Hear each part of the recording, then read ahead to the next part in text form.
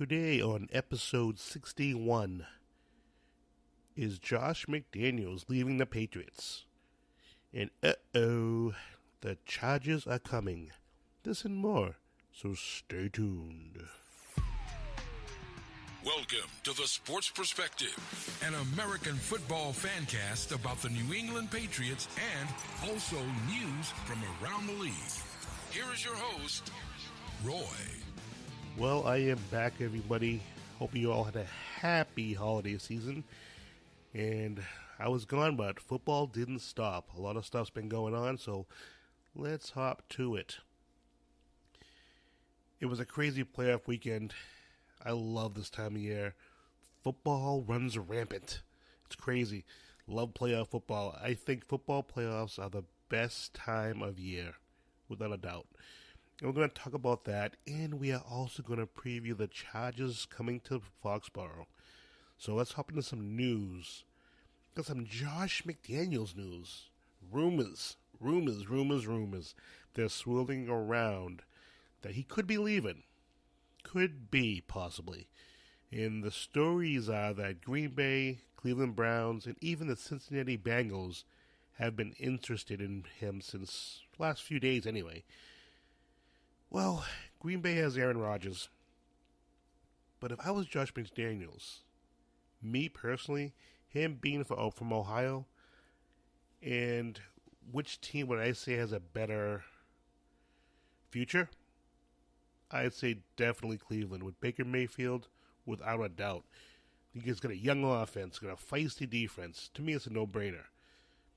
But that was yesterday. Today, January 8th.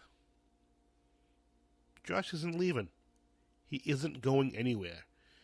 Breaking news is that he interviewed for the Green Bay job last week, but the Packers apparently didn't want him.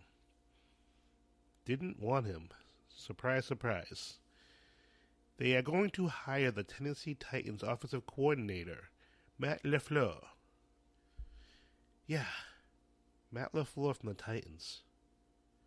Well, whatever. This has been reported by ESPN. McDaniels could have interviewed for the Bengals job if he wanted to, but he declined. And I wouldn't have gone to the Bengals anyway. They're a mess. Though it seems that the Cleveland Browns didn't even seem interested for some reason. Didn't want him, I guess. Didn't want to talk to him, at least. But anyway, that's why they're the Cleveland Browns, and we'll keep him for another year. Thank you very much. And McDaniels was asked if teams might have been scared off because of the whole Indianapolis fiasco last year, and he said he wasn't sure, but that people should ask those teams about that. So, either way, Josh is staying here. That's good news for the Patriots. Good news. And if he was leaving, all these rumors are swirling around about Cliff Kingsbury. He's the USC offensive coordinator. Now, he just got there. He just got to USC. And he had a small buyout clause. And there are rumors that if Josh left, that the Patriots were looking at Cliff. Now, if you're wondering who Cliff Kingsbury is, if he sounds familiar, well, that's because the Patriots drafted him in 2003 out of Texas Tech. He never played for the Patriots, but he did play for the Saints and Jets. And he didn't do a whole hell of a lot, so it was kind of uneventful. And then he also played for the CFL. But reports are that Kingsbury is already interviewing with jobs with the NFL teams, with the Jets being very interested. So that's a thing to keep an eye on. The Jets looking for another one. How many coaches can the Jets go through in the next 5 years? Let's see. Again, that's why they're the Jets. And how about Devin McCourty? The man's been fighting a concussion since the final game of the season. If you don't remember, it did happen in the third quarter of the Jets game. And he hadn't been practicing. Hopefully, he can get out there sometime this week. Maybe even today, hopefully, God willing. This hurts the Patriots if he can't play. This really hurts the Pats. They need him out there. He's got to get out there. He's the brains of that defense. And I think in some ways, he's the heart of that defense also. So, any way they can, they need to get him out there. And a little more news for you, for all you Tom Brady haters out there. Tom Brady had the top-selling jersey of 2018. So for all the people that hate Brady, there are apparently a lot of closet lovers of Brady too. I like Brady. You know, he's a great quarterback. He's a quarterback of the Patriots, so, I'll support him. But, whatever. Some people just go a little bit too crazy about Brady. They think he can't do any wrong. They think he's the greatest thing since cream cheese. I don't know. We'll keep him, though. But guess who was number 2? This might surprise some people, because you think, another quarterback, a running back maybe? Nope. It's Mr. Badass himself, the Bears' own Khalil Mack. He's a badass, come on. Good for him. So put your pipe and smoke it, people, all you Brady haters. Him and Khalil Mack are the 2 top grossing jerseys of 2018. Okay, let's get into some playoff talk.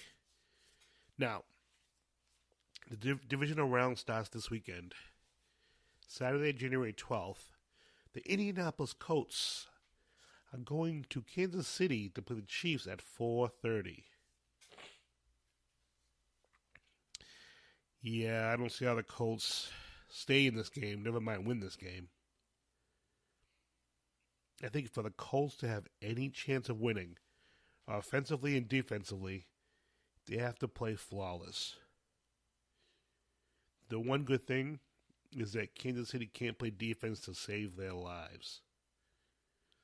So they should score some points, but can they score enough? They're going to have to be great on defense. They're going to have to get some turnovers. And hope the Chiefs make some mistakes. Could it happen? Yes. Will it happen? No. I expect Kansas City to win big. I think this is just way too much pressure for the Indianapolis Colts. But that's why you play the games. If anyone watched the national championship game last night in college football, you would have thought Alabama was going to blow away with it. They didn't. They got their butts whooped. So anything can happen, but not in this game. Kansas City wins big, in my opinion. And then at 8 o'clock, you have Dallas Cowboys at the Rams. The Cowboys surprised me last weekend. I didn't think there was any way they had a chance of beating Seattle. My good friend Jeremy Palco must be really ticked off. And if you don't know who Jeremy Palco is, he's an actor, a great actor at that. He's been on shows like The Walking Dead, Vampire Diaries. And if you're an acting fan, if you're a Walking Dead fan, follow him at Jeremy Palco on Twitter. I work at Convention Comic-Con, and he's there every year. Real great guy. He talks to everybody. You know, become friendly. He's the man. So follow the guy. Watch anything he's in, because, we got to support the nice people out there. All the cool people. You got to support him. So support Jeremy Palco at jeremypalco.com. You can go to Twitter. Bada bing, bada boom. But anyway, back to the Cowboys. They just beat up Seattle. Yeah, I wasn't expecting that. But can they do that to the Rams? The Rams have a ton of firepower on offense and defense. They have a tough front seven. And they're a pretty flashy offense. And a smack-you-in-the-face defense, yeah. The Rams are going to kill Dallas. Dallas is going to get their butts whooped. Mark my words. So it means Dallas will probably win going away, watch. And then on Sunday, at 1 p.m., you have the LA Chargers coming to Foxborough. This is going to be a tough game for the Patriots. This Chargers team, they're capable of winning anywhere on the road. They've proven that over and over again. The one advantage the Patriots have is the Chargers have to come all the way from out west. Will that really have an effect, though? I don't know. Probably not. But who knows? You never know. In this Chargers team, they almost seem like a team of destiny. They seem like one of those teams that, like, they're good, but they have something special. So this is going to be an interesting game. And you get the Patriots, you got Gronk, who isn't the Gronk of past. You got 80,000-year-old Tom Brady. The only good thing is that Brady and Gronk get the rest this past week. So hopefully they can get a couple games, big games out of them. But if the Patriots win, I think they pound the ball. I think they run the ball. They find a way to run the ball. Michelle, Burkhead, and White just punch the Chargers in the face. Play physical. This team has had a tough time playing physical at times during the year. And when they have played physical, it has been at home. So they have to play physical. So, by me saying that, Brady will probably throw the ball 80 times. It'd be a 50-48 score. No, really. I think the Patriots can win this game. But it's going to be close. And I think they're going to play physical. They have to play physical. This is not the Chargers team from 3 years ago. This is a tough team. They have to play. They just have to. They have to play physical. And just hope that Brady doesn't have one of those Tony Eason moments again. He's been having those last few weeks. Definitely been having one of those. So we're going to hope that he doesn't have another one. So let's hope on that.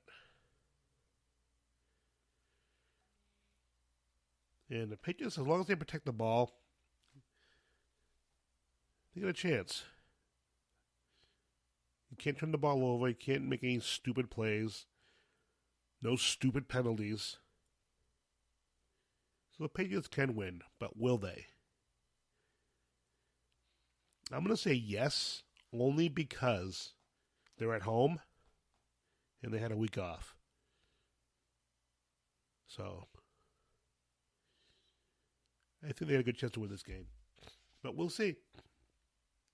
The final game of the night, the resurgence of the Philadelphia Eagles at the New Orleans Saints. Is Nick Foles done with all his magic yet?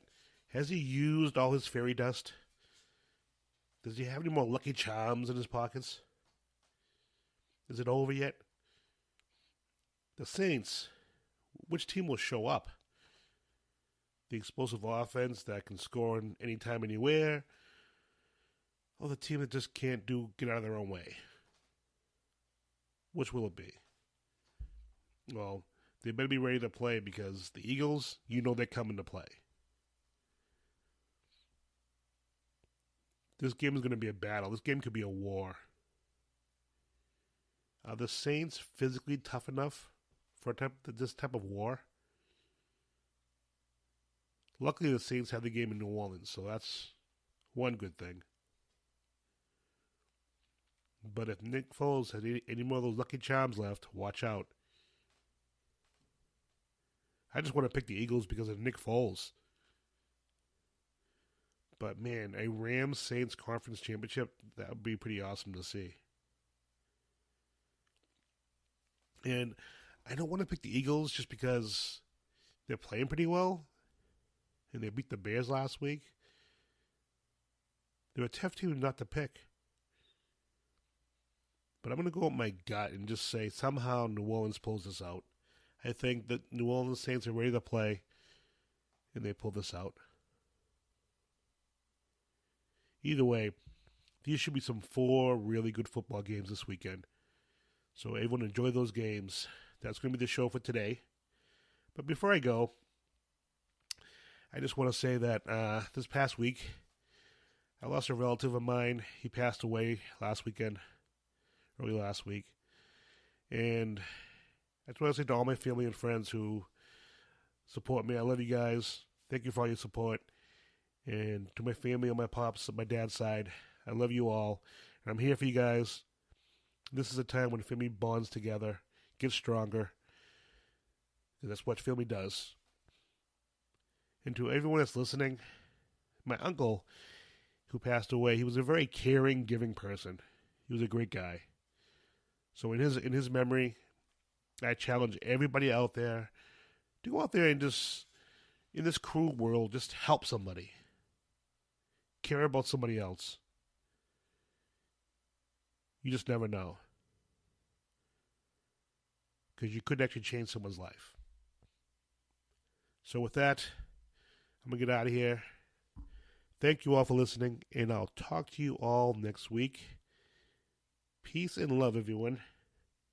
See you next week.